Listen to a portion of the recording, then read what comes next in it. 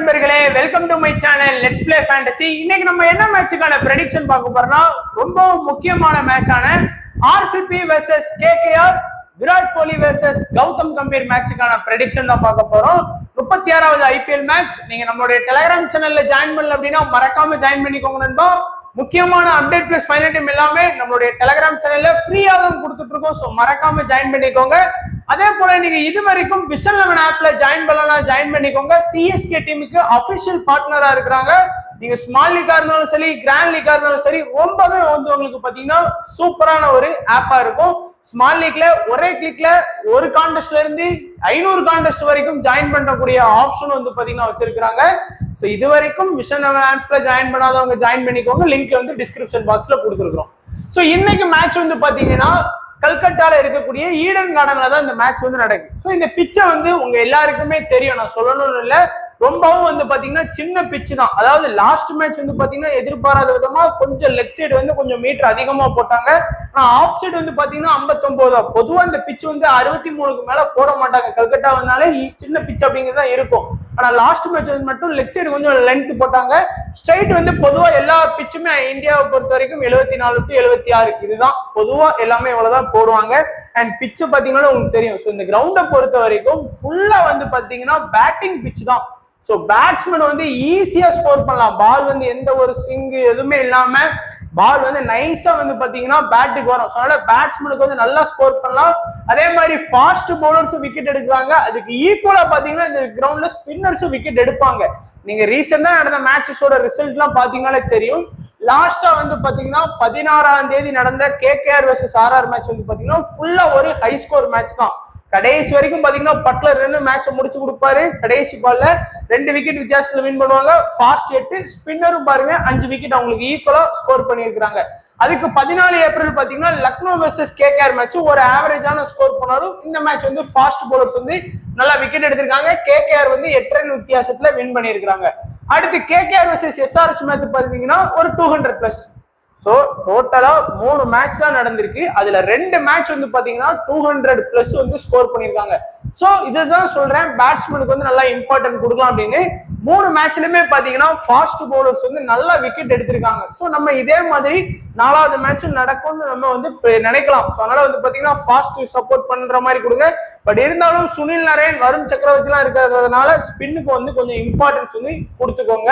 அதே மாதிரி கேகேஆர் அவங்க ஹோம்ல வந்து 3க்கு 2 வின் பண்ணி இருக்காங்க.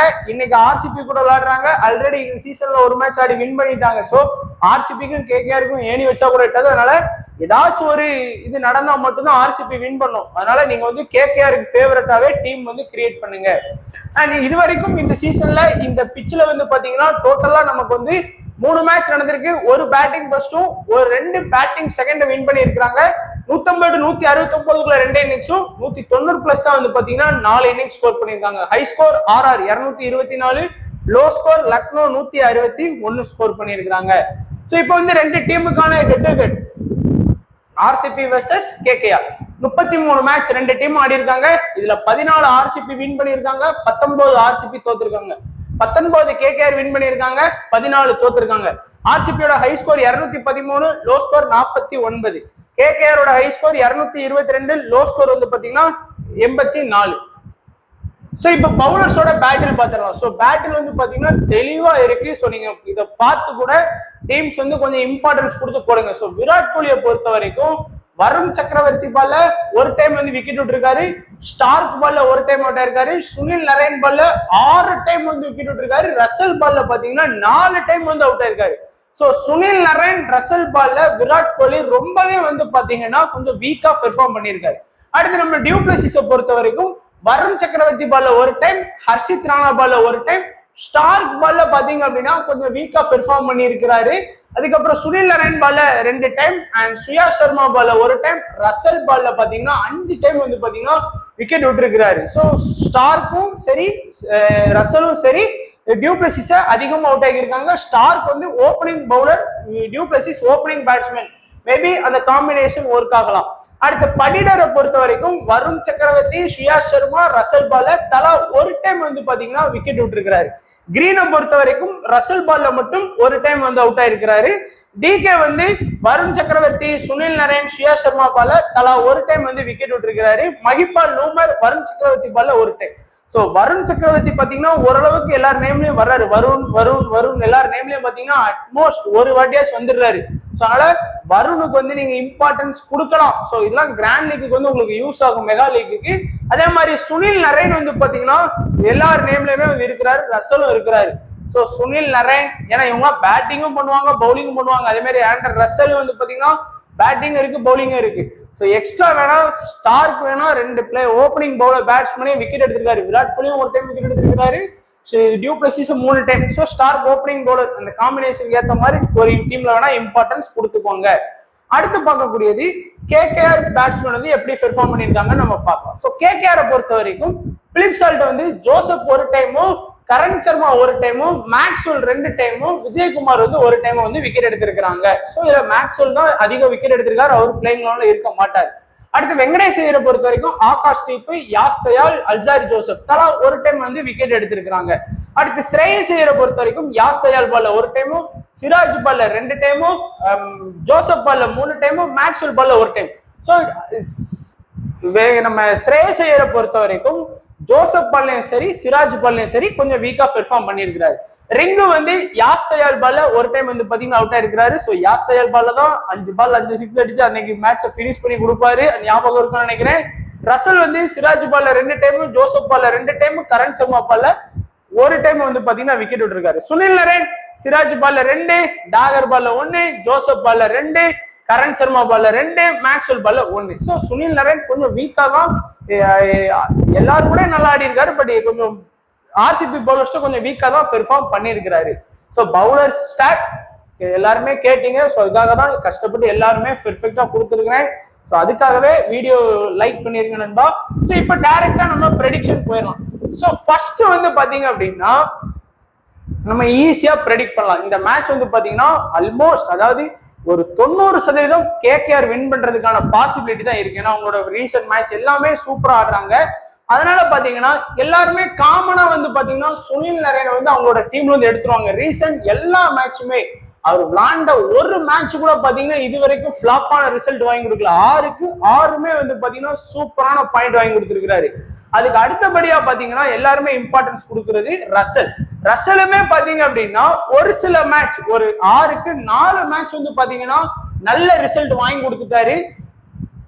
மீதி ஒரு 2 மேட்ச் தான் ஃபிளாப்பான ரிசல்ட்.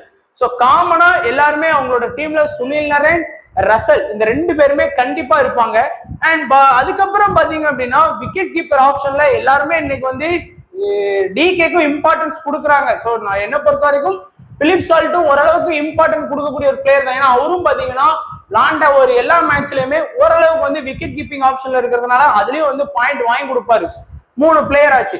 4வது வந்து பாத்தீங்கன்னா பவுலிங் ஆப்ஷன் வந்தீங்க அப்படின்னா ஹர்ஷித் ராணா. சோ விளாண்ட 4 மேட்ச் தான் அவர் விளாண்டிருக்காரு. ஆனா 4 மேட்சுமே 4 ஓவர் நறுக்குன்னு பவுலிங் பண்ணி நமக்கு வந்து 7 விக்கெட் ஸ்கோர் பண்ணி கொடுத்திருக்காரு. சோ ஹர்ஷித் ராணாவுக்கும் உங்களோட இம்பார்ட்டன்ஸ் வந்து நீங்க கொடுக்கலாம்.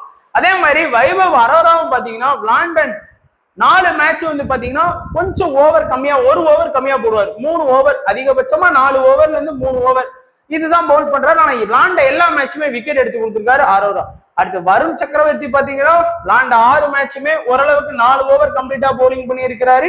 பிளஸ் 4 மேட்ச் வந்து விக்கெட் எடுத்து கொடுத்திருக்காரு. ஸ்டார்க் வந்து பாத்தீங்கன்னா மொத்தத்திலே வந்து பாத்தீங்கன்னா அவர் விளாண்ட 6 மேட்ச்ல 2 மேட்ச் தான் விக்கெட்டே எடுத்து கொடுத்திருக்காரு. மீதி 4 மேட்ச் விக்கெட் எடுக்கலாம். நம்ம எல்லாருமே ஸ்டார்க்கு தான் இம்பார்ட்டன்ஸ் கொடுக்குறோம். சோ வந்தா வருதுன்னு சொல்லி ஹர்ஷித் ராணா, வைபவ் அரோரா, வருண் சக்கரவர்த்தி இவங்கெல்லாம் நீங்க கொஞ்சம் போக்கஸ் பண்ணணுங்கிறதுக்காக தான் இந்த மாதிரி சொல்றது. சோ அதுக்கப்புறம் பாத்தீங்க அப்படின்னா ஸ்ரேயஸ் ஐயருக்குமே எல்லாருமே காமனா இம்பார்ட்டன்ஸ் கொடுப்பாங்க. நான் ஏற்கனவே சொல்லியிருக்கேன், ரிங்குக்கு வந்து பேட்டிங் சான்ஸ் தான் மேஜர் இஷ்யூ. சோ அவருக்கு பேட்டிங் சான்ஸ் கரெக்டான டயத்துல கிடைச்சா ஓகே. சோ ஸ்மால் லீகை பொறுத்த வரைக்கும் வெங்கடேஷ் ஐயர், ரமன்தீப் சிங், ரகுவன்சி கூட ஓகேவான பிளேயர் தான். நான் லாஸ்ட் வீடியோல சொன்னேன். ஆனா ஸ்மால் லீக்ல வந்து 10 பேர் விளையாடுறாங்க அப்படின்னா ஒருத்தர் 2 பேர் கூட எடுக்கிறதுக்கான வாய்ப்பு வந்து கம்மி தான். சோ அதனால நீங்க வந்து பாத்தீங்கன்னா Narine, ரசலு, Philip salt, Harshit Rana, Varun சக்கரவர்த்தி, வைபவ் அரோரா, 7வது வந்து பாத்தீங்கன்னா ஸ்ரேயஸ் ஐயர். இதுதான் என்னோட 7 இம்பார்ட்டன்ட் பிளேயர் ஃபார் கேகேஆர். இதுல நம்ம எடுக்காதது வெங்கடேஷ் ஐயர், ரிங்கு சிங், ஸ்டார்க்கு, ரகுவன்ஜி, அதுக்கப்புறம் வந்து பாத்தீங்கன்னா ரமன்தீப் சிங். நம்ம 5 பேர் எடுக்கல, 7 பேர் எடுத்திருக்கோம், 5 பேர் எடுக்கல. சோ இந்த 5 பேர் பாத்தீங்கன்னா ஸ்டார்க்கு கூட ஒரு 50% பேர் வந்து பாத்தீங்கன்னா செலக்ட் பண்ணிருப்பாங்க. ஒருவேளை ஸ்டார்க்கு வந்து 2 விக்கெட் எடுத்து நம்ம எடுத்த ஹர்ஷித் ராணாவும் சரி வைபவ் பராவும் சரி விக்கெட் எடுக்காம போயிட்டாங்கன்னா தோக்குறதுக்கு நிறைய வாய்ப்பு இருக்கு. அதேதான் ஸ்டார்க்கு 2 விக்கெட் எடுத்து கொடுத்து ஹர்ஷித் ராணாவும் அதை ஈக்குவல் பண்ணிட்டாரு அப்படின்னா பிரச்சனை கிடையாது. அதே மாதிரி வந்து பாத்தீங்கன்னா வெங்கடேஷ் ஐயர் வந்து மோஸ்டா ஸ்மால் லீக்ல யாருமே எடுக்கிறதுக்கான வாய்ப்பு கம்மி தான் நண்பா. ஒரு மிஞ்சு போனா 10 பேர்ல ஒருத்தர் வேணா எடுக்கிறதுக்கான வாய்ப்பு இருக்கும்.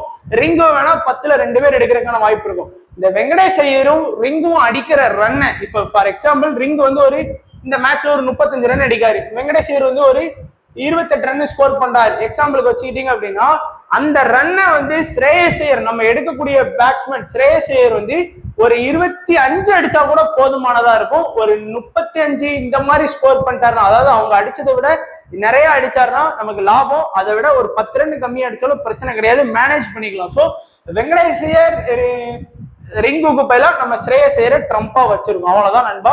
வேற எந்த ஒரு சேஞ்சுமே இருக்காது. Captain vice captain eligible Sunil Naren and Russell. RCB டீமை பொறுத்த வரைக்கும் நீங்க எல்லாரையும் உட்கார்ந்து இவர் இப்படி அவர் அப்படி எல்லாம் நம்ம ப்ரெடிக்ட் பண்ண தேவையில்லை. ஏன்னா எல்லாருமே பாத்தீங்கன்னா கேகேஆர்ல இருந்து 7 பிளேயர் எடுத்துட்டு வந்துருவாங்க, 7க்கு 8 பிளேயர் கூட எடுக்க வாய்ப்பு இருக்கு.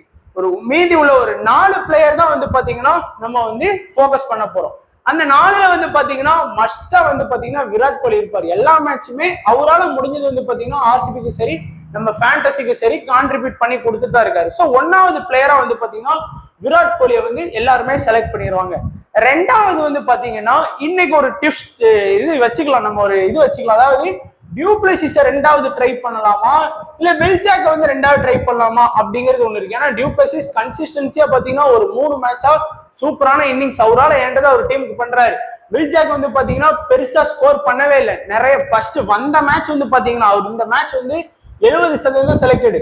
அடுத்த மேட்ச் இந்த மேட்ச் பாத்தீங்கன்னா ஒரு விக்கெட் எடுத்ததுனால 80% செலக்டட் ஆனாரு. இப்போ பழையபடி இப்போ இந்த கேகேஆர் மேட்சோட 60% செலக்டட் வந்தாரு. ஏன்னா 2 மேட்சுமே பெருசா பேட்டிங்ல ஸ்கோர் பண்ணல, அதுவும் லாஸ்ட் மேட்ச் வந்து நேரத்துக்கு ரன் அவுட் ஆகி போயிட்டாரு, அதனால ஸ்கோர் பண்ணல.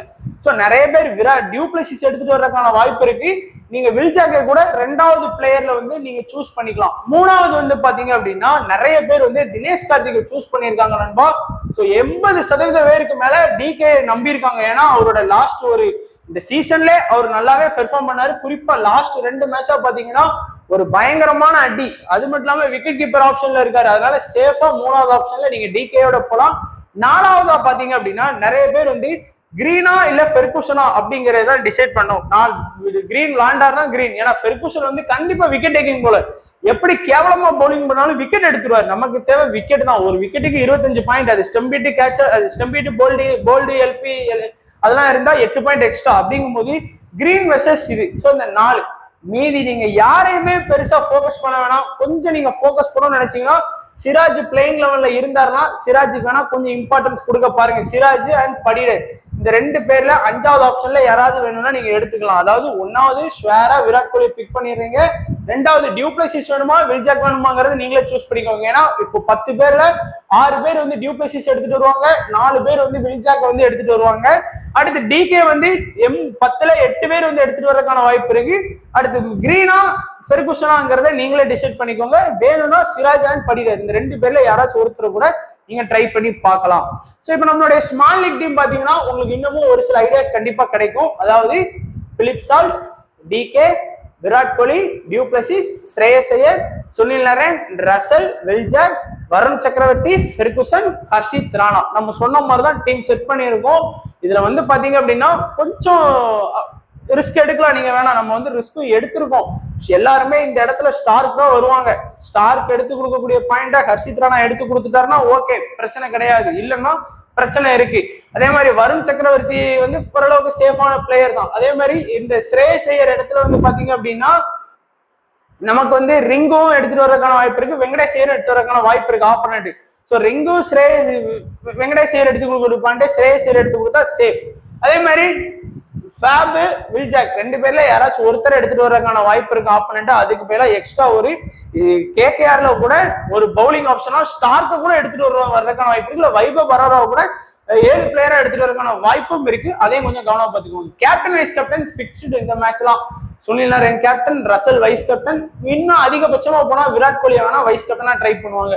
பட் இங்க ஃபெர்குசன், பிலிப் சால்ட்டையும் கொஞ்சம் ஃபோக்கஸ் பண்ணி பார்க்கலாம். மேபி நல்ல ரிசல்ட் கொடுக்கலாம். And Rinku, Harshit Rana, Will Jacks, Green, Vaibhav Arora இந்த 5 பிளேயரையுமே கொஞ்சம் கண்ணு வச்சு கொஞ்சம் பார்த்து ட்ரை பண்ண பாருங்க. ஸோ இதுதான் நண்பா நம்மளுடைய ப்ரெடிக்ஷன். ஸோ கண்டிப்பா உங்களுக்கு வீடியோ பிடிச்சிருக்கும்னு நினைக்கிறேன். எல்லா டீட்டெயில்ஸுமே பக்காவா கொடுத்துருக்குறோம். ஸோ வீடியோவை லைக் பண்ணுங்க. முடிஞ்ச வரைக்கும் உங்களுடைய ஃப்ரெண்ட்ஸ் எல்லாருமே ஃபேண்டசி யாரெல்லாம் விளையாடுறாங்களோ, டீம் போட்டு விளையாடுறாங்களோ அவங்க எல்லாருக்குமே சும்மா ஷேர் பண்ணி விட்டு நம்ம சேனல்ல ஜாயின் பண்ண சொல்லுங்க. ஃப்ரீயா தான் டீம் கொடுக்குறோம்னு சொல்லி. ஸோ தொடர்ந்து உங்களுடைய சப்போர்ட் கொடுங்க நண்பா. ஸோ வீடியோ பார்த்த எல்லா நண்பர்களுக்கும் நன்றி, வணக்கம். தேங்க்ஸ் ஃபார் வாட்சிங் நண்பா.